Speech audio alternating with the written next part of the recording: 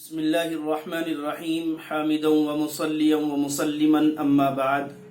ناظرین، آج آپ کے سامنے تذکرہ پیش کیا جا رہا ہے ام المؤمنین حضرت ام حبیبہ بنت ابی سفیان رضی اللہ تعالی عنہ، مشہور صحابی حضرت ابو سفیان بن حرب کی صاحبزادی اور امیر المؤمنین حضرت امیر معاویہ رضی اللہ تعالی عنہ کی بہن ام المؤمنین حضرت ام حبیبہ رضی اللہ تعالی عنہا کا نام رملہ تھا۔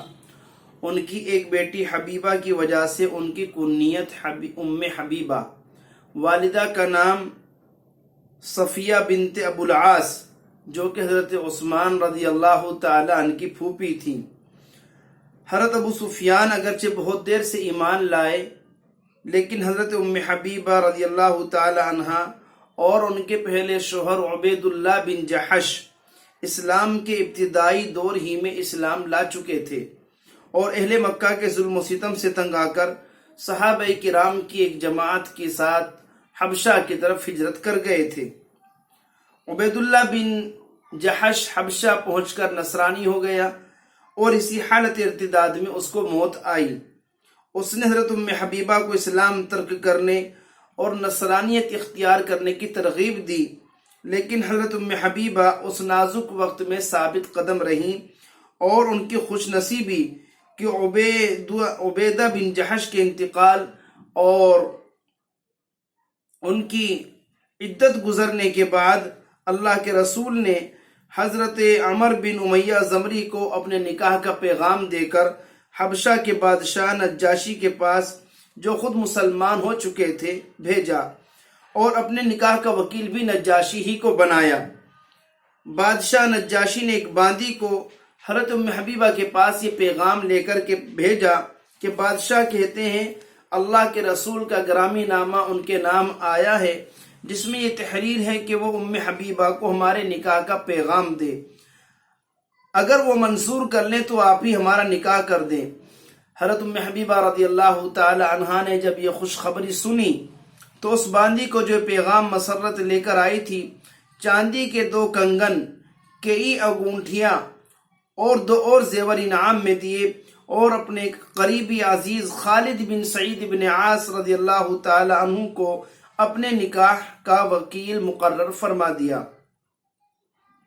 ام حبیبہ کی منظوری مل جانے کے بعد شاہ حبشہ نجاشی نے حبشہ میں موجود صحابہ کرام کو، جن میں اللہ کے رسول کے چچا زاد بھائی حضرت جعفر بن ابی طالب بھی تھے، اپنے محل میں بلایا اور خود خطبہ نکاح پڑھا اور اللہ کے رسول کی طرف سے ایجاب کیا۔ حضرت خالد بن سعید نے ام حبیبہ رضی اللہ تعالی عنہ کی طرف سے نکاح قبول کیا۔ نجاشی نے 400 دینار مہر مقرر فرمایا اور خود ہی مہر کی رقم ام المؤمنین حضرت ام حبیبہ کی خدمت میں بھیجی۔ مہر کی رقم میں سے 50 دینار ام المؤمنین نے اس باندی کو بھی عطا فرمائے جو کہ نکاح کا پیغام لے کر ان کے پاس پہنچی تھی۔ اس باندی نے وہ واپس کر دیے اور وہ زیورات بھی واپس کر دیے جو گزشتہ کل ام المؤمنین نے دیے تھے، اور کہا بادشاہ سلامت کا یہی حکم ہے۔ نکاح کے بعد بادشاہ نے ام المؤمنین کی خدمت میں بہت سے ہدایا اور خوشبوئیں بھیجی۔ مجلس نکاح کے اختتام پر جب صحابہ کرام اٹھنے لگے تو نجاشی نے کہا بیٹھ جائیے، سب لوگ کھانا کھا کر جائیں گے، اور یہ بھی کہا کہ نکاح کے موقع پر کھانا کھلانا انبیاء علیہ السلام کی سنت رہی ہے۔ مشہور قول کے مطابق یہ نکاح سن 6 ہجری میں ہوا۔ حضرت ابو سفیان جو ابھی تک مسلمان نہیں ہوئے تھے، اس نکاح کی اطلاع ان کو مکے میں ملی تو انہوں نے اللہ کے رسول کی عظمت کا اعتراف کیا اور آپ کی شان میں بہت بلند کلمات کہے۔ ام المؤمنین حضرت ام حبیبہ کے نکاح کے سلسلے میں صحیح مسلم شریف کی ایک طویل روایت ہے کہ حضرت ابو سفیان نے ایمان لانے کے بعد مدینہ طیبہ میں آپ سے درخواست کی کہ آپ میری بیٹی ام حبیبہ سے شادی کر لیں، اور آپ نے ان کی درخواست قبول فرما لی۔ بہرحال یہ نکاح حبشہ میں ہوا۔ ابو سفیان کے مشرف اسلام ہونے سے پہلے ہی ہو چکا ہے۔ فضائل: ام المؤمنین حضرت ام حبیبہ رضی اللہ تعالی عنہ کو اللہ نے ظاہری حسن و جمال کے ساتھ ساتھ باطنی کمالات سے بھی نوازا تھا۔ وہ اولین ایمان لانے والوں میں ہیں، حالانکہ ان کے والد ابو سفیان جو سرداران قریش میں سے تھے بہت دیر میں فتح مکہ کے قریب ایمان لائے تھے۔ گھر کے دوسرے افراد بھی دیر سے مسلمان ہوئے۔ ایسی حالت میں ام المؤمنین حضرت ام حبیبہ کا اسلام کے ابتدائی دور ہی میں مشرف اسلام ہو جانا اور اپنے گھر کے لوگوں کی مخالفت کی پرواہ نہ کرنا اور اسلام کی خاطر مکہ سے حبشے کو ہجرت کر جانا، پھر ان کے پہلے شوہر کا مرتد ہو جانا، ان تمام حالات میں ان کا اپنے ایمان کو بچائے رکھنا اور دین اسلام پر اپنے ایمان پر ثابت قدم رہنا، یہ یقیناً بڑی ہمت اور اولو العزمی کی بات تھی۔ وہ اللہ کے رسول کے ارشادات پر عمل کرنے کا بڑا اہتمام کرتی تھیں۔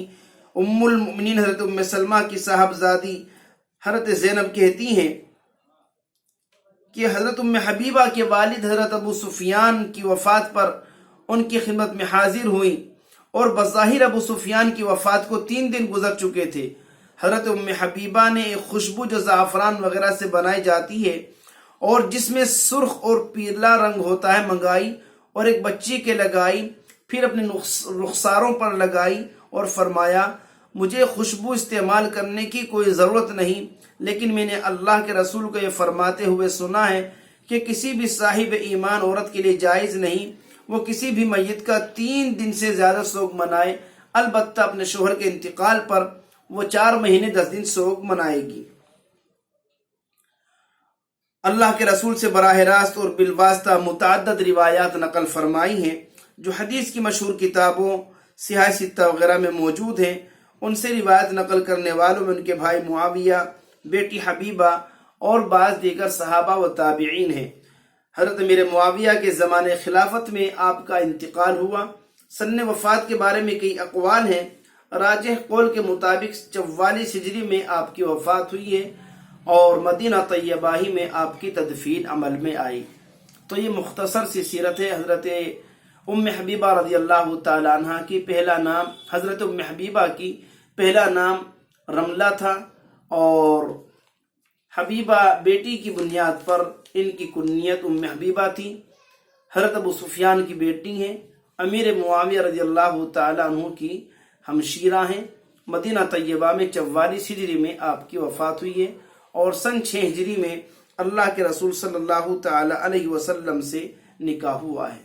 اللہ تبارک و تعالی ہم سبھی کو دین کی صحیح سمجھ عطا فرمائے، آمین۔ وما علینا الا البلاغ المبین۔